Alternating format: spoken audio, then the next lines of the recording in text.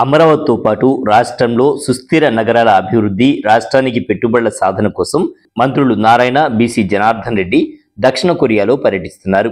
ఆంధ్రప్రదేశ్ ఆర్థికాభివృద్ధి సంస్థ ఆధ్వర్యంలో మంత్రులు, అధికారులు దక్షిణ కొరియా పర్యటనకు వెళ్లారు. స్థానిక కాలమానం ప్రకారం ఆదివారం 11:40 ఆ దేశ రాజధాని సియోల్ చేరుకున్నారు. ఆ తర్వాత దక్షిణ కొరియాలోని నామి ఐలాండ్ సీఈఓ మిన్ క్యోంగ్ వ్యూతో మంత్రి నారాయణ, సిఆర్డీఏ కమిషనర్ కన్నబాబు భేటీ అయ్యారు. దక్షిణ కొరియాలో సహజ సిద్ధమైన సాంస్కృతిక, సాంప్రదాయ పర్యాటక ప్రదేశంగా ఉన్న నామి ఐలాండ్ ప్రపంచ పర్యాటకులను విశేషంగా ఆకర్షిస్తోంది. సియోల్లో ఉన్న అతిపెద్ద పర్యాటక ప్రాంతం ఇదే కావడం విశేషం. ఇక్కడ అంతర్జాతీయ కన్వెన్షన్ సెంటర్లతో ఏడాది పొడవునా సంగీత ఉత్సవాలు, సాంస్కృతిక కార్యక్రమాలు నిర్వహిస్తూ ఆర్థికంగా అభివృద్ధి సాధిస్తోంది. నామి ద్వీపం అభివృద్ధి, పర్యాటకులను ఆకట్టుకునేందుకు తీసుకున్న చర్యలపై సీఈఓతో మంత్రి నారాయణ చర్చించారు. 4,60,000 చదరపు మీటర్ల విస్తీర్ణంలో అందమైన చెట్లు, పూల మొక్కలతో పర్యాటకులను విశేషంగా ఆకర్షిస్తున్న నామి ద్వీపంలో అనుసరిస్తున్న విధానాలను అమరావతిని బ్లూ గ్రీన్ సిటీగా రూపుదిద్దడంలో పరిగణలోకి తీసుకోవాలని మంత్రి నారాయణ నిర్ణయించారు. మధ్యాహ్నం లంచ్ తర్వాత సియోల్లోని చియాంగ్ గేచెవోన్ను మంత్రులు నారాయణ, బీసీ జనార్దన్ రెడ్డి పరిశీలించారు. 30 ఏళ్ల క్రితం పూర్తిగా మురుగునీటితో తీవ్ర కాలుష్యంగా ఉండి ఆ తర్వాత అత్యంత పరిశుభ్రంగా మారిన చియోంగేవోన్ వాగును పరిశీలించారు.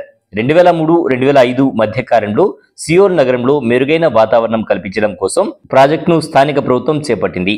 సియోల్ నగర వాతావరణాన్ని మెరుగుపరచడం కోసం చేసిన ప్రయత్నం ఫలించి నేడు అత్యంత ఆహ్లాదకరమైన చియోంగేవోన్ వాగు పరిసర ప్రాంతాలు మారాయి.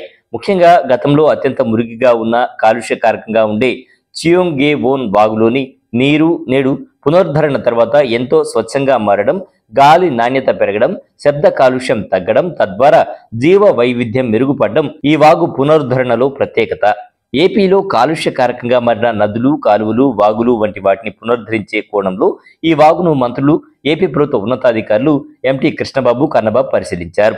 సాయంత్రం దక్షిణ కొరియాలోని హన్ నదిని మంత్రులు పరిశీలించారు. దక్షిణ కొరియాలో రాజధాని సియోల్ను నగర మధ్యలో ప్రవహించే హన్ నదీ పరిసర ప్రాంతాలను మంత్రులు పరిశీలించారు. సియోల్ అభివృద్ధిలో అంతర్భాగంగా నిలుస్తూ నగరవాసులకు ఆహ్లాదకర వాతావరణం కల్పిస్తూ పర్యాటకులను ఆకర్షిస్తూ ఉండడం హన్ నది యొక్క ప్రత్యేకత.